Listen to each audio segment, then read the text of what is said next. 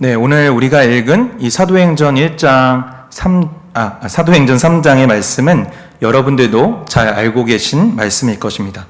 성전 미문에서 일어난 기적의 사건인데요. 오늘 말씀을 한번 이미지화해 보겠습니다. 어떤 이미지가 떠오르시나요? 이 말씀에 대하면 기도 시간이 되어 이 성전으로 올라가던 이 베드로와 요한 앞에 나면서부터 못 걷게 된 이가 구걸을 하고 있고요. 무엇을 얻을까 하여 바라보는 이 사람에게 베드로는 이렇게 말합니다. 은과 금은 내게 없거니와 내게 있는 것을 당신에게 주노니 나사렛 예수 그리스도의 이름으로 말미암아 일어나 걸으라 라고 이야기하면서 선포합니다. 그리고 이어 그의 오른손을 잡아 일으키니 어떻게 되었죠? 네, 그 나면서 못 걷게 된 이가 이 발과 발목에 힘을 얻고 또 뛰기도 하고 서서 걸으면서 이 베드로와 요한과 함께 성전을 들어갔다라고 나옵니다. 그리고 그 성전 안에서 바로 하나님을 찬송했다라고 나옵니다. 성전에 올라왔던 모든 백성은 그 나면서 못 걷게 된 이가 이 걷는 것과 또 하나님을 찬송하는 것을 보고 심히 놀랍게 여기며 또 놀랐다고 이야기하고 있습니다. 여기서 어떤 결론이 나올까요? 예수 그리스도의 이름에는 능력이 있다. 또 예수 그리스도의 이름의 능력으로 나면서 못 걷게 된 이가 걷게 된 기적의 사건이다. 또 뭐가 있을까요? 베드로 사도도 능력을 행할 수 있구나. 우리가 읽은 이 사도행전 3장 1절부터 10절까지를 독립적으로 읽으면 이런 결론들이 나올 수 있을 것 같습니다. 근데 이 본문을 독립적으로 읽게 되고 이 기적적인 사건으로만, 기적의 사건에만 초점을 맞추면 이 사도행전 전체에서 이 사도행전 3장 1절부터 10절까지가 가지고 있는 의미를, 그 위치를 놓치게 돼버리고 맙니다. 성경을 읽을 때 이 본문의 의미를 놓치지 않으려면 어떻게 해야 되죠? 이 본문의 앞과 이 뒤를 잘 살펴보아야 합니다. 이 본문에 들어가기에 앞서 본문의 앞을 먼저 살펴보도록 하겠습니다. 이 사도행전 2장의 마지막 부분인데요. 혹시 어떤 내용이 있었는지 기억이 나시나요? 네, 같이 한번 말씀을 읽어볼 텐데요. 사도행전 2장 43절부터 47절까지의 말씀입니다. 한 절 한 절 교독한 후에 제가 맨 마지막 절 합독 같이 하도록 하겠습니다. 사람마다 두려워하는데 사도들로 말미암아 기사와 표적이 많이 나타나니 믿는 사람이 다 함께 있어 모든 물건을 서로 통용하고 또 재산과 소유를 팔아 각 사람의 필요를 따라 나눠주며 날마다 마음을 같이하여 성전에 모이기를 힘쓰고 집에서 떡을 떼며 기쁨과 순전한 마음으로 음식을 먹고 다 같이요 하나님을 찬미하며 또 온 백성에게 칭송을 받으니 주께서 구원을 받는 사람을 날마다 더하게 하시니라. 아멘. 어떻게 되어 있나요? 믿는 사람이 모든 물건을 서로 통용하고 또 구제하고 그 다음에 성전에 모이기를 힘쓰고 하나님을 찬미하고 믿지 않은 사람들에게까지 이 존경받는 그리스도인의 모습이 나타납니다. 어쩌면 우리가 지향하는 그리스도인의 모습이자 우리가 닮고 싶은 어떤 모범적인 그리스도인의 모습이라고 할 수 있습니다. 근데 어떻게 이렇게 할 수 있을까요? 생각을 해보면 굉장히 쉽지 않은 것 같아요. 자신의 것을 다 팔아 나눠주고 구제하고 또 계속 이렇게 쉽지 않죠? 근데 저도 이런 교회를 꿈꾸고 있습니다.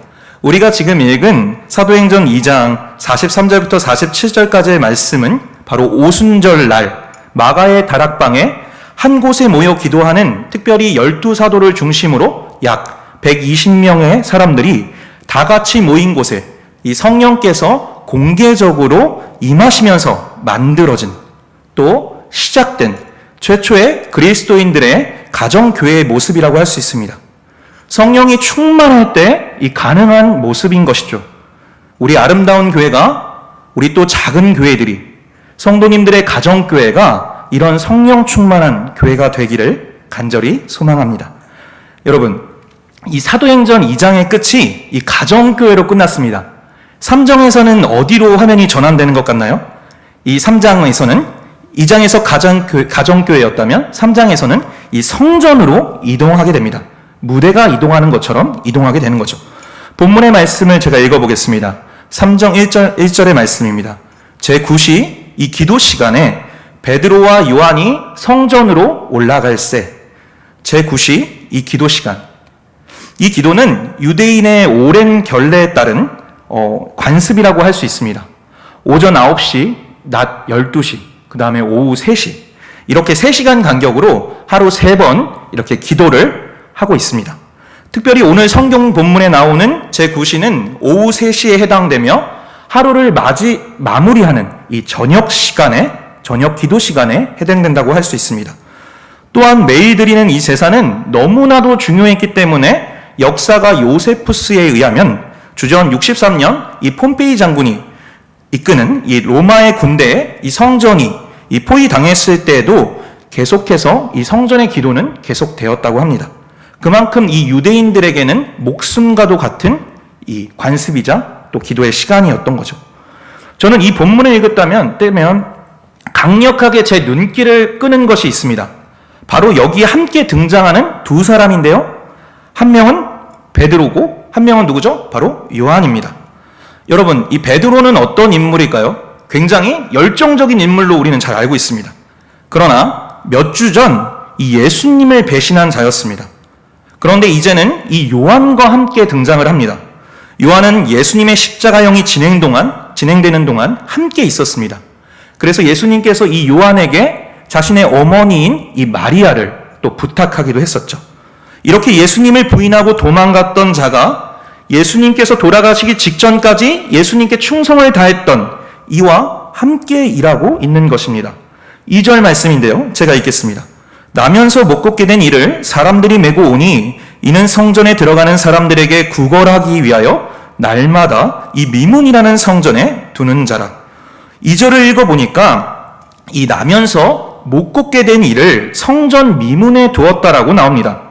매일 친구나 또 가족들이 누군지는 알 수 없지만 성경에 나와 있지 않습니다. 이방인의 뜰과 이 유브레인들의 뜰을 구분짓는 이 문 곁에 성전 미문에 앉혀 두었다라고 하는 것이죠.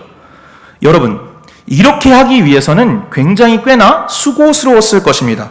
왜냐하면 성전이 높은 지대에 있었을 뿐만 아니라 이 첫 번째 뜰에서 유대인의 뜰인 이 두 번째 뜰로 가는 그곳이 여러 계단들이 더 많았기 때문입니다. 누군가를 거기까지 데려다 놓는다는 건 굉장히 어려운 일이었을 것입니다. 저도 교회에 이제 예배 드리러 올 때 이 미금역에서 내려 이 3번 출구로 올라오는데요. 이 3번 출구는 혹시 여러분들도 가보셨겠지만 굉장히 많은 계단을 가지고 있습니다. 이 상태에서 누군가를 업고 올라간다. 생각해보면 생각하기도 싫은 것 같습니다. 그냥 걷기도 힘든데 이 사람을 들고 업고 올라갔다라고 생각하면 이 나면서 못 걷게 된 일을 옮겨준 사람들도 굉장히 참 대단한 것 같습니다.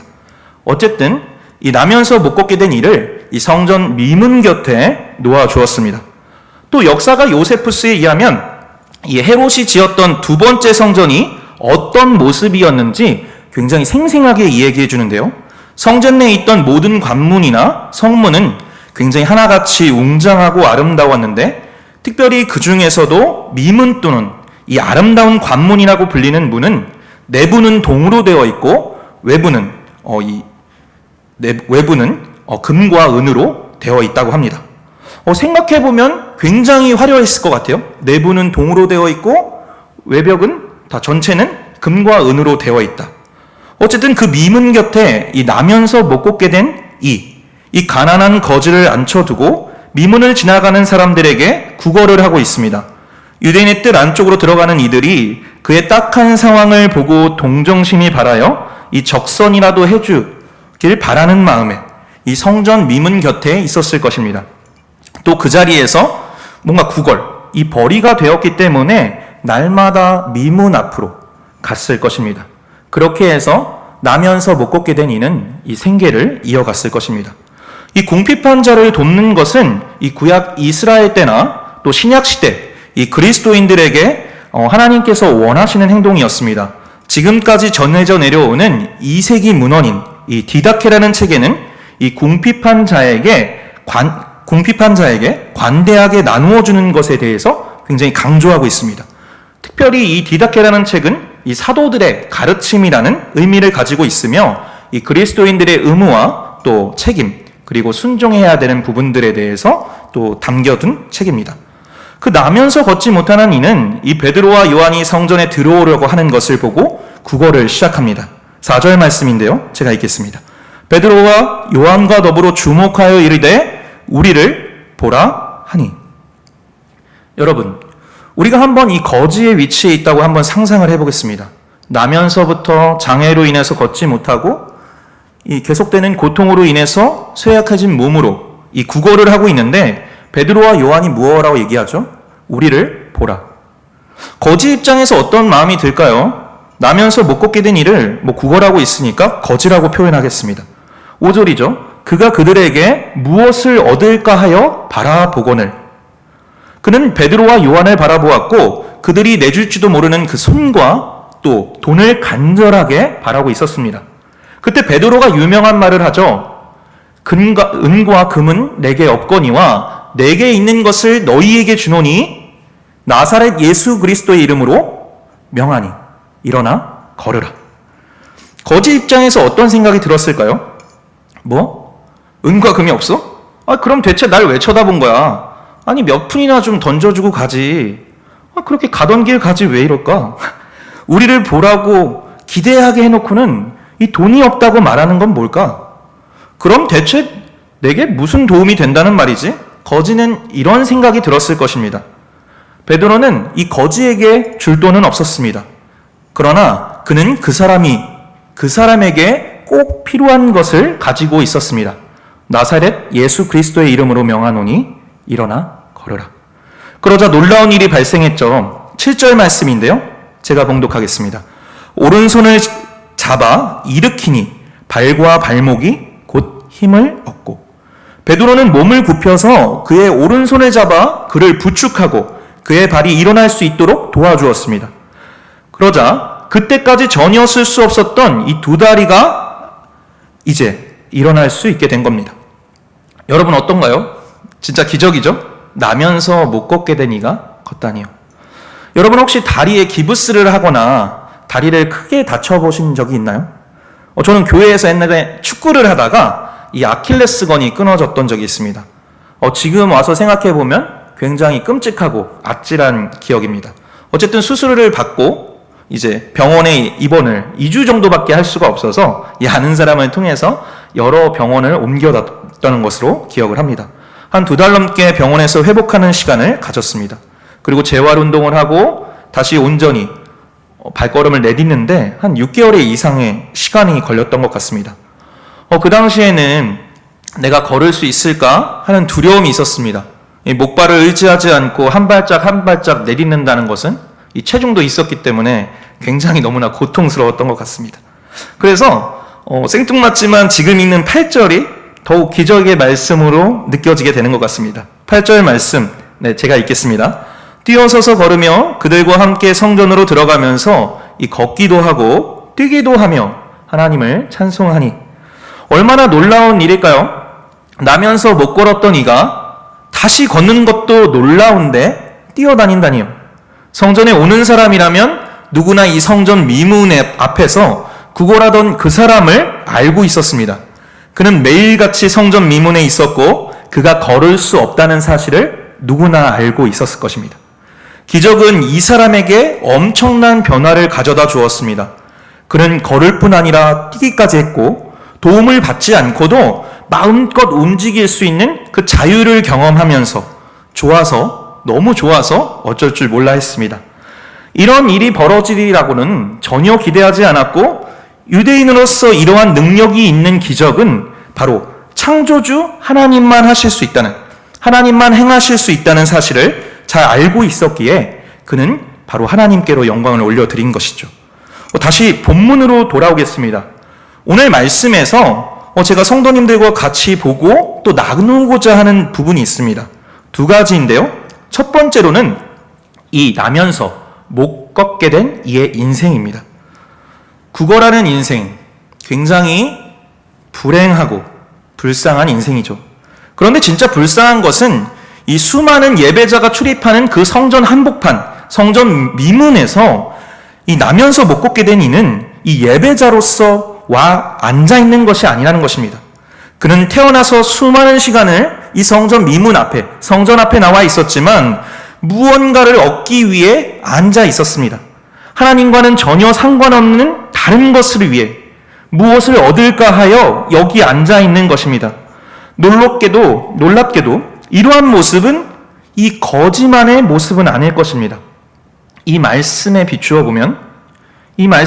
생각해 보면 수없이 드려지는 예배와 또 청중 속에서 얼마든지 이 거지와 같은 마음이 다른 것으로 우리를 채우려는 마음이 우리 안에 존재할 수 있다는 것입니다. 은과 금이 아닌 이 예수의 이름만으로 만족하며 충분할 수 있는 우리 성도님들의 되기를 소망합니다. 두 번째로는 이 베드로와 요한의 변화를 살펴봤으면 좋겠습니다. 베드로와 요한 제9시에, 그러니까 오후 3시죠. 오후 3시 성전을 향하는 것이 오늘이 처음이었을까요?